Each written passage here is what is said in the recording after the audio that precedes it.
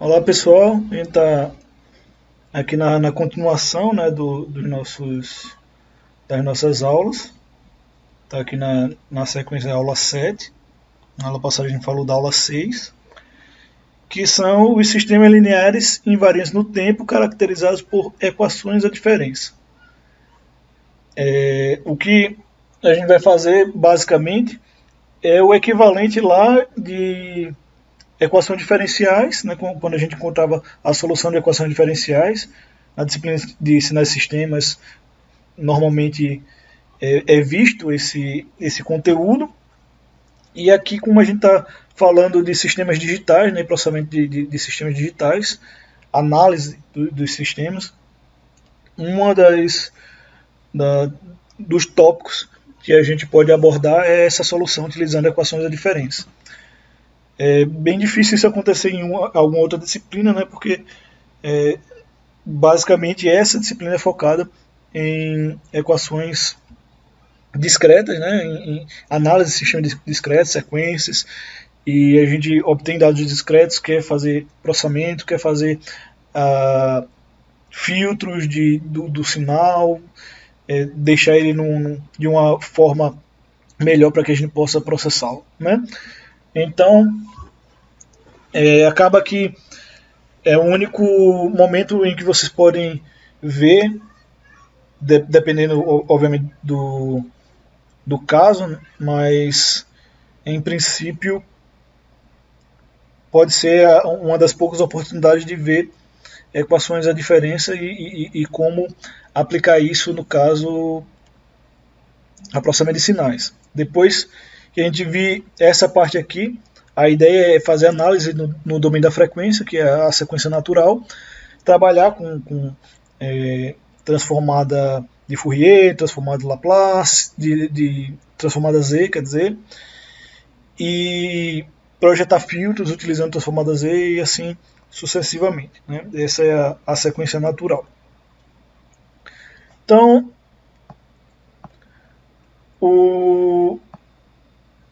na nossa contextualização, né, os sistemas que a gente usa, né, podem ser divididos em duas classes, que são a resposta ao impulso de duração finita e duração infinita, certo? Essas classes que a gente utiliza para representar sistemas lineares invariantes no tempo. Então, veja que a gente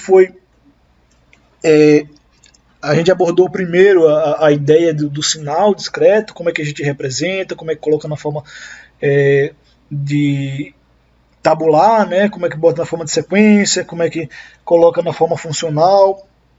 A gente tentou entender como é que esse sinal é classificado. O sinal varia no tempo, o sinal ele é um sinal aleatório, um sinal determinístico, é um sinal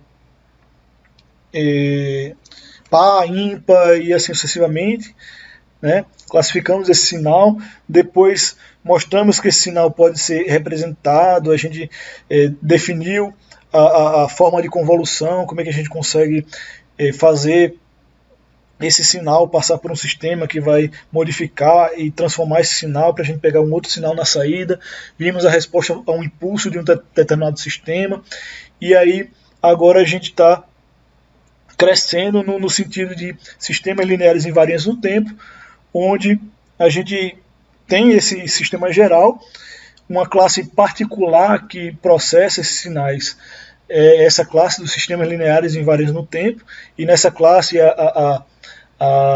o somatório de convolução fica mais simples, o sistema fica no formato mais fácil de ser processado e ainda assim representativo para os nossos problemas. E aqui a gente está mostrando que dentro dessa classe, né, de sistemas lineares invariantes no tempo, a gente pode ter a resposta ao impulso de duração finita e a resposta ao impulso de duração infinita. E que a gente vai focar basicamente nossa atenção nos sistemas causais de resposta ao impulso finito, certo? E a gente vai tentar, de alguma maneira, representar os nossos problemas, sabendo que o H de 0, o Hn vai ser igual a zero quando o tempo, né, for negativo e quando o N for maior do que o número de amostras que a gente coletou. Isso vai facilitar a gente analisar apenas a janela de tempo que a gente deseja. Não existe informação fora da janela que a gente está analisando, que é de zero ao tempo que a gente analisou os dados. Então, a gente já viu que a forma de convolução ela fica reduzida para essa forma, né?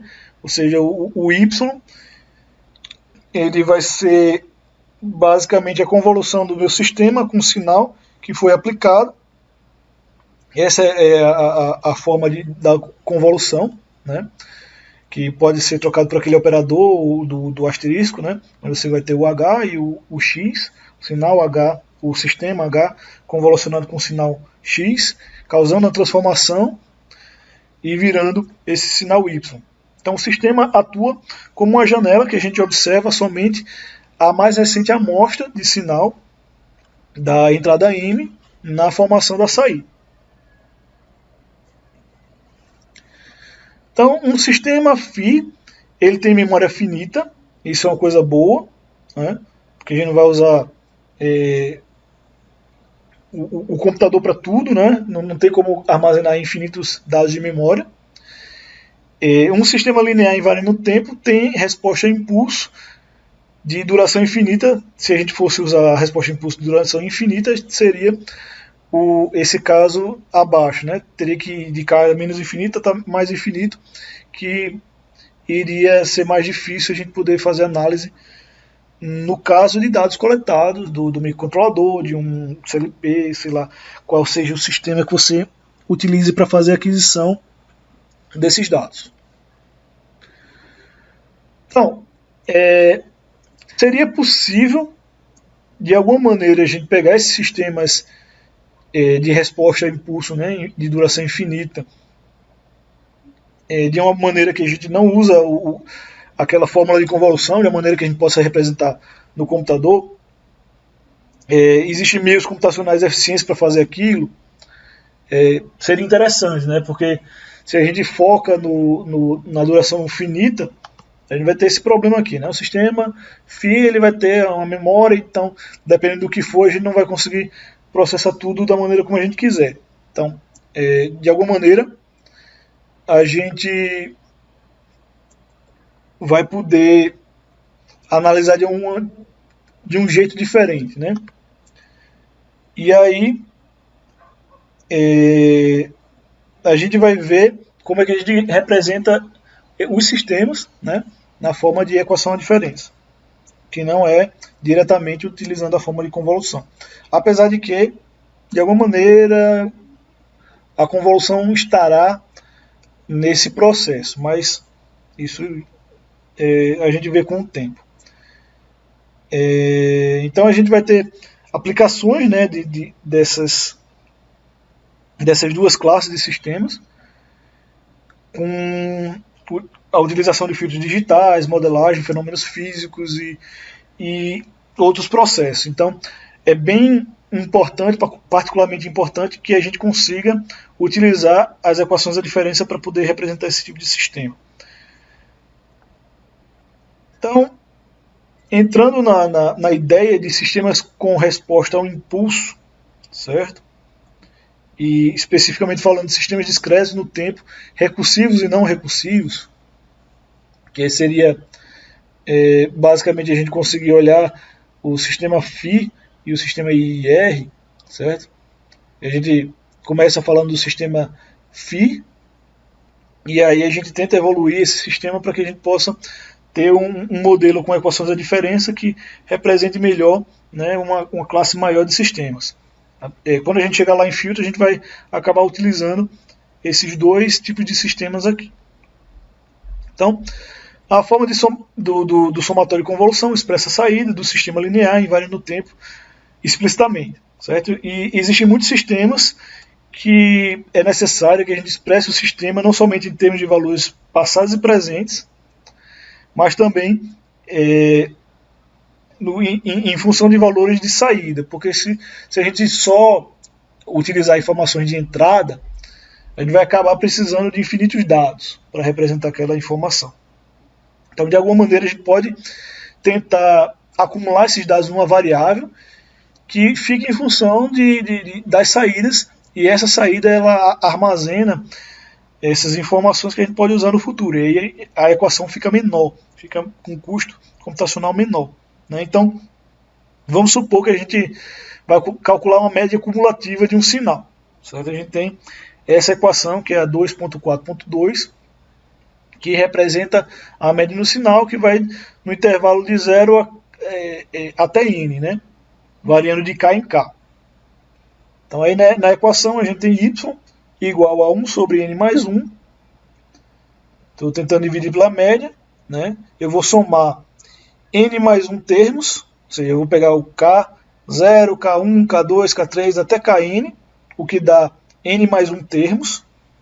Você sabe disso se você pegar o intervalo do somatório, pegar o valor superior menos o inferior mais 1. É a quantidade de vezes que você vai repetir, somar o valor k. Então, como você vai somar o valor k n mais uma vezes, você dividindo por n mais 1, você vai ter a média do valor k dentro desse intervalo. E aí, será que a gente consegue, de alguma maneira, expressar isso de uma maneira que eu posso dizer até computacionalmente mais eficiente do que usar aquele janelamento, por exemplo? Então, eu posso fazer aqui uma modificação na minha equação, certo? De maneira que ela fique um pouco mais adequada para a implementação computacional. Então, eu peguei lá o meu somatório e dividi em duas partes. Uma que é o valor que eu recebo agora da amostra. Então, imagine que eu tenho um sinal lá de temperatura do ar-condicionado. Teoricamente, eu só pego o sinal de temperatura a cada instante de tempo. Então, eu estou separando o instante de tempo atual do valor do ar-condicionado de todos os valores anteriores que eu poderia ter do ar-condicionado. Então, esse somatório de k igual a 0 até n-1 é o acúmulo de toda a informação passada. E o x de n é basicamente a informação que eu tenho no dado momento. Então, eu separei entre o que eu tinha no passado e o que eu tenho agora. E aí, eu posso transformar esse valor passado, né, em n vezes y de n menos 1, já simbolizando que eu tenho, de alguma maneira, as informações passadas acumuladas na variável y. Então, essas informações passadas no somatório, que de alguma maneira são passadas para y, porque eu tenho o y atual é formado de todas as informações passadas de x, mais a informação presente. Então, de alguma maneira, a informação acumulada da saída está, de alguma maneira, envolvida aí no processo. E ela está envolvida no processo com o valor passado de y vezes o valor de n, que é a quantidade de amostras que eu tenho, né? E aí eu consigo ter o meu valor de y de n mais 1, que está do outro lado, né, vezes n mais 1, do outro lado da igualdade. E agora eu consegui transformar o somatório lá no acúmulo de experiências no instante y menos 1, consegui colocar em função de y menos 1, somado com um único valor que eu preciso do instante atual. E aí eu consigo agora deixar o meu y de n na equação 2.4.3, que agora vai ser uma informação, a informação atual vai ser de saída, né, vai ser calculada com base na informação um instante anterior, que é o y de n menos 1, mais a informação atual, multiplicada por algum peso, né? E esse peso aí vai depender da amostra, se eu estou na amostra 1, na amostra 2, na amostra 3, na amostra n. Então, de alguma maneira, eu consigo transformar uma equação que acumula valores de um x, né, para colocar num valor atual, consigo colocar isso em função da saída e calcular isso de uma forma recursiva. Então, eu só preciso do valor de amostra atual e do valor armazenado da última vez que eu calculei. Com essas duas informações eu consigo sempre calcular, ou seja, eu só preciso de duas memórias. Quer dizer, de uma memória, na verdade, do valor que eu coletei atualmente. Então, se eu pegar um valor atual e guardar, na próxima vez que eu receber o valor de temperatura, eu posso calcular o valor médio com base nele também, e assim sucessivamente, né?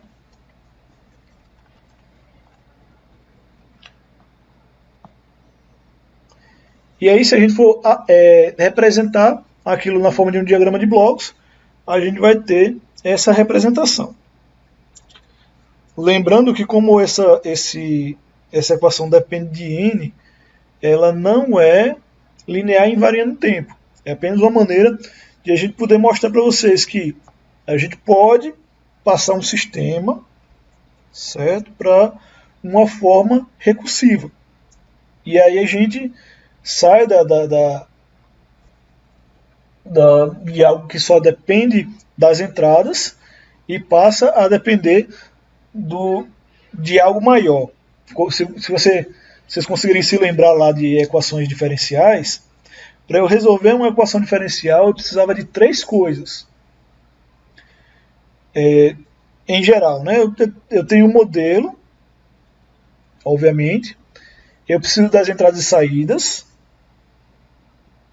e eu preciso dos estados. O modelo ele sempre relaciona isso aí, né? Então você tem uma caixinha preta lá, que é a sua equação, e aí você precisa agora, encontrar a solução dessa equação, né? Então você vai precisar saber qual é a entrada, você vai precisar saber as condições iniciais para poder resolver o seu problema, né? Então você tem um modelo, os estados e as entradas. Utilizando isso você vai poder resolver o seu problema. E aí, nesse acúmulo de informação, a gente consegue agora ter condições o suficiente, digamos assim, para formar a estrutura necessária para fazer uma equação diferente. Então aqui no diagrama de blocos, né, você vai receber apenas o dado que você acabou de receber, o instante da amostra que você precisa, e com isso você consegue representar o próximo valor de y. O bloco Z é um atrasador unitário, né, Z é menos 1, que vai armazenar o valor da amostra anterior, o y de n menos 1. E aí com isso a gente consegue fazer a realização, né, da média cumulativa, recursivamente. Então esse é um exemplo de um sistema recursivo, né, que a gente pode utilizar, de maneira que a gente tem o y de n, que varia com o tempo, né, e vai depender de amostras passadas. E o tempo inicial, que a gente está utilizando aqui o n0, né, ou seja, nesse caso o n0 normalmente é igual a 0, então a gente tem, para aquele caso lá, o y de menos 1.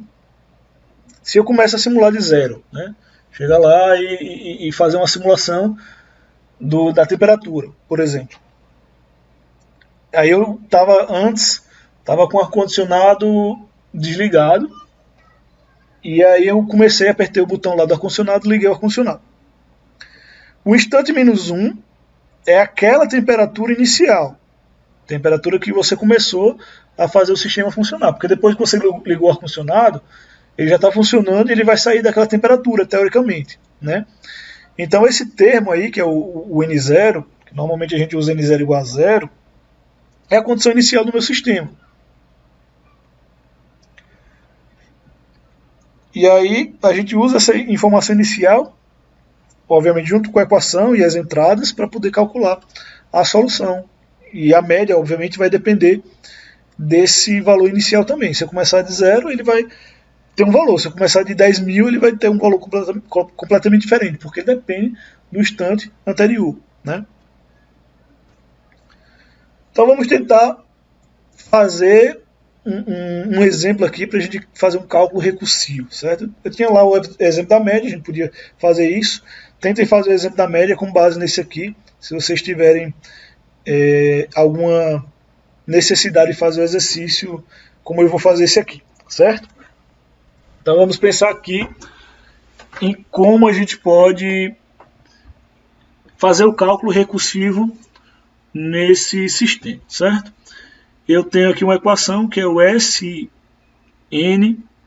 igual a 1 meio de Sn-1 mais A dividido por Sn-1, e aí eu posso fazer o n infinitamente. E embaixo eu tenho a mesma coisa, só que escrito em função de x e y, certo?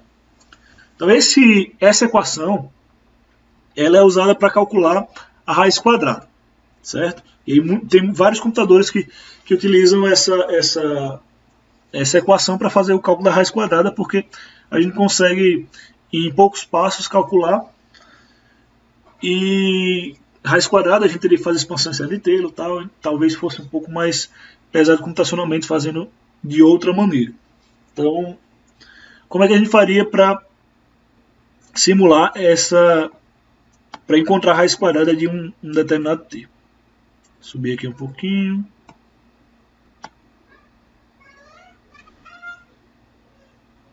Vamos fazer o seguinte. Então vamos fazer o cálculo aqui da nossa raiz quadrada, certo? Eu tenho o valor da raiz quadrada que eu quero, certo? E o meu objetivo é encontrar a solução. Então, vamos dizer que eu queira a raiz quadrada aqui do número 4. Então, se você pegar aqui SQRT, acho que aqui é raiz. Raiz de 4 vai ser 2, certo? Só para a gente ter como base aqui. Então, eu vou assumir que o meu valor de x vai estar aqui, certo? Eu vou calcular a mesma coisa, eu vou jogar o número 4. Então, o meu número 4 é o valor x, certo? Que é a raiz que eu quero calcular. E eu vou ter que dar uma condição inicial aqui para o meu valor de y. Então, meu y, eu não posso começar com 2, porque já seria a raiz quadrada, né? Meu y vai ser, sei lá, 0. Não posso botar 0 por causa do n-1 estar na divisão, certo? Então, vou colocar 1. E aí, com base nisso, eu vou fazer o cálculo aqui no meu próximo valor de y que eu vou colocar embaixo, certo? Então, aqui o número 1 é a minha condição inicial, e eu vou calcular agora o y seguinte, com base no y anterior e na entrada, que é o número que eu quero tirar a minha raiz. Então, eu vou ter aqui, meu y vai ser igual a 1 dividido por 2, vejam que eu só estou expressando aqui o que está escrito já na equação acima, isso aqui vezes, aí eu vou ter nesse parênteses, que não dá para botar o colchete por causa da obrigatoriedade da sintaxe no computador, então eu preciso botar sempre parênteses aqui, 1 meio vezes y de n-1. Quem é o y de n-1? Esse chute inicial aqui que eu dei. Por que eu coloquei 1? Porque era um número que não era 0, porque se eu fizesse divisão por 0 ali eu não ia conseguir encontrar nenhum número, e só. Então eu posso começar sempre com 1 nesse caso aqui. Ou pelo menos a gente pode supor isso. Aí a gente tem que dar esse chute inicial, a gente não dá para partir do nada, né? Vazio, sei lá, não existe, eu tenho que colocar um número ali, por isso que eu coloquei o número 1, que é o meu chute inicial aí, vamos dizer que a raiz de 4 seja 1. E aí, mais o número que eu quero tirar a raiz, E aí eu tenho que fixar, eu posso usar a tecla F4 para fixar esse valor de x, dividido novamente pelo y, que está aqui na linha 10, coluna A. Aí, ó. Esse foi o primeiro cálculo com base no número 4. Aí eu vou fazer novamente, porque eu não sei se vocês vão entender se eu fizer isso aqui. Ó. Recursivamente ele vai chegando ao número 2, certo? E eu vou fazer aqui só novamente para vocês poderem captar essa ideia.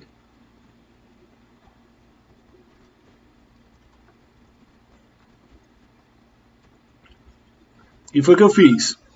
Tem uma equação lá. E aí eu agora vou fazer o seguinte. Igual, a mesma coisa, 1 meio. 1 dividido por 2. Vezes. Aí o y anterior, que agora é 2,5, não é mais 1.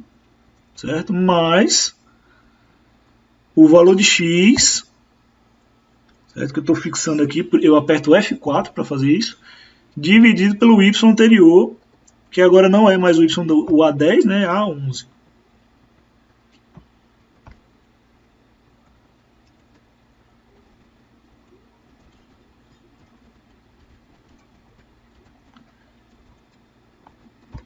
Que está aqui. A11. Fecho parênteses. Aí ele fica agora bem mais próximo da raiz de 2 que a gente conhece, né? Aí de novo, faço a mesma coisa. Eu não preciso mais fazer isso, certo? Mas é isso que o computador está fazendo quando eu fiz aquele arrastado lá para baixo no Excel. Ele vem aqui e faz de novo. 1 dividido por 2 vezes. Aí o y anterior, certo? Mais o valor de x dividido pelo y anterior, que agora está na célula A12. Aí lembrar lá de fixar o A7, é só apertar F4. Eu devo fixar porque aí a gente pode fazer isso aqui, né? Então agora eu já sei que é 2. Aí se eu pegar aqui, por exemplo, eu botei o número 4, né? Mas se eu quiser a raiz de 10.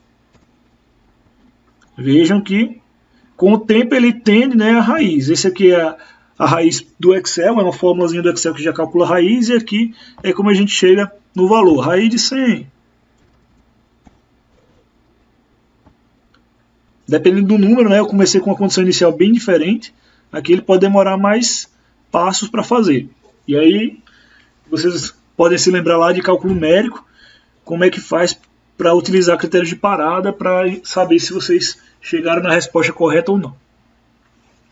Mas de qualquer maneira, é o nosso primeiro momento implementando uma equação recursiva, certo? Aí a gente basicamente finaliza esse primeiro exemplo aqui, que é fazendo um algoritmo de raiz quadrada, tentando implementar no cálculo numérico.